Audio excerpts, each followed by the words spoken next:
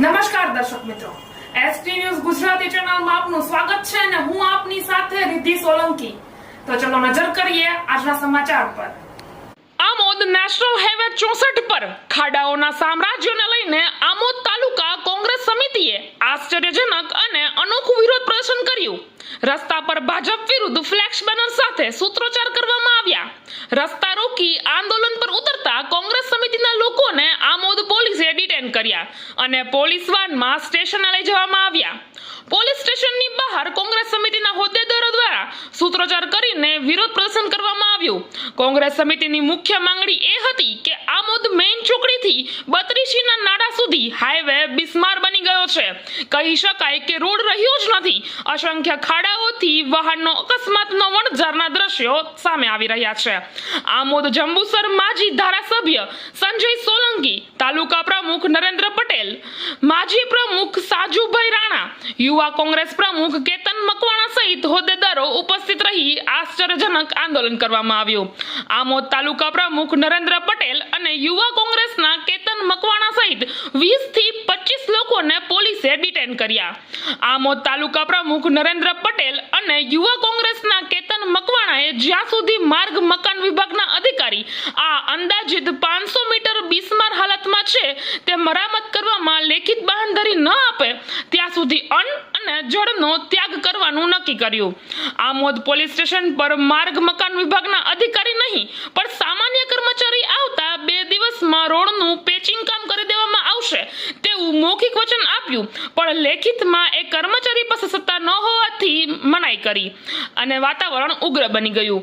આમોદ તાલુકા પ્રમુખ નરેન્દ્ર પટેલ અને યુવા કોંગ્રેસના કેતન મકવાણાએ અન્ન અને જળના ત્યાગ પર અડગ રહ્યા। બાઇટમાં આપ સાંભળી શકો છો માર્ગ મકાન વિભાગ કર્મચારી તથા આમોદ તાલુકા પ્રમુખ નરેન્દ્ર પટેલ અને જંબુસર આમોદ પૂર્વ ધારાસભ્ય Sanjaybhai Solanki. Bharuch bureau chief Diwan Imtiaz, SD news Gujarati. આજ રોજ નેશનલ હાઈવે નંબર 64 ઉપર કોંગ્રેસ સમિતિ, તાલુકા સમિતિ તથા શહેર સમિતિ દ્વારા જે રસ્તા રોકો આંદોલનનું આયોજન કરવામાં આવ્યું હતું તે પરથી આજે અમે અહીંયા પોલીસ સ્ટેશનમાં બેસીને અન્ન અને જળનો ત્યાગ કર્યો હતો।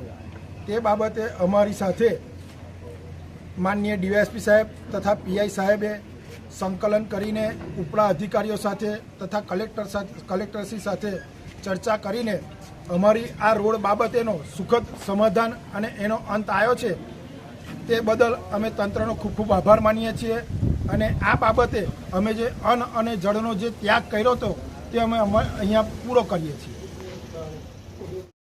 તે આમોદ ચોકડી પરથી પસાર થતો નેશનલ હાઈવે નંબર 64 છેલ્લા ઘણા સમયથી ખૂબ બિસ્માર હાલતમાં હોય, અવારનવાર ખૂબ ત્યાં અકસ્માત પણ થાય છે, ગાડીઓને પણ નુકસાન થાય છે।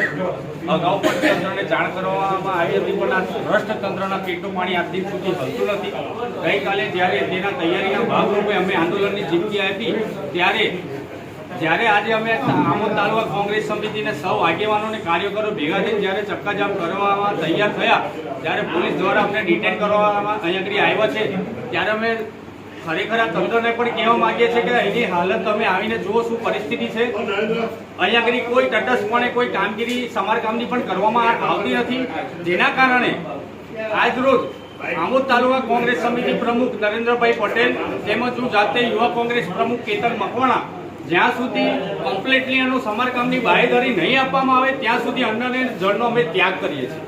તેમજ હું અહીંયા સ્થાનિક ધારાસભ્યને પણ કહેવા માંગુ છું કે ધારાસભ્યશ્રી તમે પણ અહીંયા આમોદ તાલુકાના છો, અવારનવાર અહીંયાથી હાજર થાવ છો, છેલ્લા કેટલા સમયથી આમોદ ગામની આ પરિસ્થિતિ તમે જાણો છો, તો તમને પણ આ બાબતે જે તે લાગતા હતા અધિકારીને રજૂઆત કરો ને તમને પણ શરમ લાગવી જોઈએ કે આપણા આમોદ ચોકડીની શું પરિસ્થિતિ અમને કરી દીધી છે।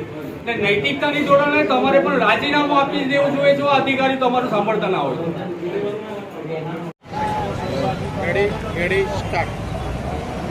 જંબુસર ભરૂચ રોડ જેમાં આમોદ અંદર રિંગ રોડ આવ્યો છે,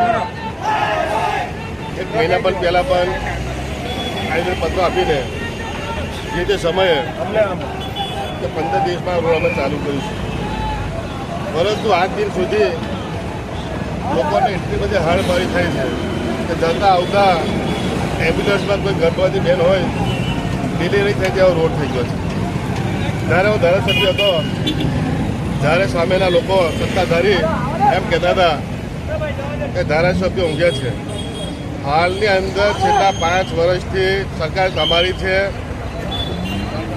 હમણાં જ ગુજરાતના મુખ્યમંત્રી કાવી જ્યારે આવ્યા ત્યારે વરસાદ પડતો ત્યારે રાતોરાત રસ્તા થઈ ગયા. તો પ્રજાની હારબેરી વેઠવા માટે આ સરકાર જાગૃત નથી. હાલના ધારાસભ્ય એમ કહે છે કે 4 લેન રસ્તો બનવાનો છે. આ 4 લેનની વાત બંધ કરો. 4 લેન બનતા બનશે. 4 લેનની હજુ જમીન સંપાદન કરવા નથી આવી. તો 4 લેન કેવી રીતે બનવાનો છે? દાદર બ્રિજ આજે કેટલા દિવસો થયા પછી પણ કેટલા લોકોના ધંધા રોજગારી, કેટલા વિદ્યાર્થીઓ ભણવા જતા આવતા વિદ્યાર્થીઓને પણ મુશ્કેલી પડે છે. આજે ધંધા રોજગાર પર ઈંટોના જે ભઠ્ઠાઓ છે, પેટ્રોલ પંપ છે, ધંધા રોજગાર પર અસર પડી છે. આ સરકાર ખાલી વિકાસની વાતો કરે છે. આ સરકાર બેરી સરકાર છે, મોટી સરકાર છે. પ્રજાને હળ મારીઓ વેઠવી પડે છે. કેટલાક ટાયરો તૂટી જાય, કેટલાક સાયકલો તૂટી જાય, કેટલાક બાઇકો તૂટી જાય. કેટલાક લોકો આજે હમણાં હાલની અંદર પરત દિવસે 2 લોકો એક્સિડન્ટ થયા પડી ગયેલા પ્લાઝા આગળ. એ કોના વાગે પડ્યા છે? એક બાજુ ગાય છે, એક બાજુ ખારો છે. ખારા બચાવવા જાય કે ગાયને બચાવવા જાય? હાલની પરમ દિવસે 2 પેશન્ટની અંદર હોસ્પિટલમાં દાખલ કર્યા પછી આવનાર દિવસોની અંદર આ રસ્તો બનાવવા નહીં આવે. હજુ પણ અમે આગળ પોલીસનું કામ છે. પ્રજાના હિતોનું કામ કરવા ત્યારે પોલીસના આગળ ધરા છે. એટલે આવનાર દિવસની અંદર આમોદ તાલુકાના તમામ આગેવાનો, પાર્ટીના પ્રમુખ નરેન્દ્રસિંહ એ આગેવાની હેઠળ આવનાર દિવસોની અંદર અમે ચક્કાજામ કરીશું. એની પરિસ્થિતિને ધ્યાને લઈને સરકારની જવાબદારી રહેશે. આપણે એવું કહેવામાં આવે છે સત્તાધારી પક્ષ દ્વારા કે વિપક્ષ ખાલી જ્યારે રોડ મંજૂર થયા પછી વિરોધ કરીને સસ્તી પ્રસિદ્ધિ લેવાનો પ્રયત્ન કરી રહ્યા છે. રોડ મંજૂર થયો તો બનાવવાને અમને ક્યાં વાંધો છે? તમે એના આપો ને કાં કરો. કોને જોબ નંબર આપ્યો છે? કઈ જોબ નંબર છે? આ આંદોલન તમારા તરફથી 3જી વખત કરવામાં આવે છે, તે છતાં અધિકારીઓ તમારી વાત નથી સાંભળતા, તેનું શું કારણ? આ સરકાર પ્રજાને એવું કહેવા માંગે છે કે ચૂંટણી આવશે તો અમે રોડ બનાવીશું. એ લોકોને સારું દેખાય ચૂંટણી આવશે. હાલ પર 5 મિનિટ તમને નથી રહીને પોલીસે એરેસ્ટ કરી, એનું કારણ? સત્તાધારી આજે કોઈને પ્રશ્નોના જ્યારે કોંગ્રેસ સરકાર તમામ લોકોના પ્રશ્નોના અધિકાર છે, હક છે, પાછા આપવાનો અધિકાર છે. આ સરકાર કોઈને પણ જ્યાં કંઈ થતું હોય તેને અંધારામાં રાખીને પોલીસને આગળ કહીને કેદ કરવામાં આવે છે. તમે જ્યારે આંદોલન કરો છો ત્યારે આ અધિકારીઓ કામ કરે છે, પણ 2 દિવસ પૂરતું જ ચાલે છે એ કામ. તકલાદી કામ કરવામાં આવે છે, શું કહેશો? કયા પ્રકારનું મેટર લખવામાં આવ્યો? કાચો નાખો, પાકો નાખો, કેટલી 3 ગાડી નાખીને લોકોને દેખાડો કહીને પકડવામાં આવી છે. આ ફક્ત દેખાડો સરકાર કરે છે. વિકાસના નામે મીંડું છે.